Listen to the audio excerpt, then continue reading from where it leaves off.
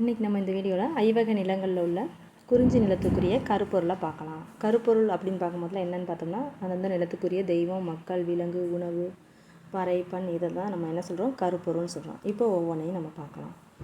இப்போ குறிஞ்சி நிலத்தில் உள்ள தெய்வத்துக்கு பேர் முருகன், அதை சேயன்னு சொல்லுவோம். அப்புறம் அதில் உள்ள உயர்ந்தோர் யாருன்னு பார்த்தோன்னா பொறுப்பன், வெற்பன், சிலம்பன், குரத்தி, கொடுச்சி. அல்லோர் யாருன்னு பார்க்கும்போதுல குறவர், குரத்தியர், காணவர். அடுத்து புல் அப்படின்னா பறவை, கிளி, மயில். விலங்கு சிங்கம், புலி, கரடி, யானை. ஊர் சிறுகுடி. நீர் அருவிநீர், சுனைநீர். பூ வேங்கைப்பூ, குறிஞ்சிப்பூ, காந்தல் பூ.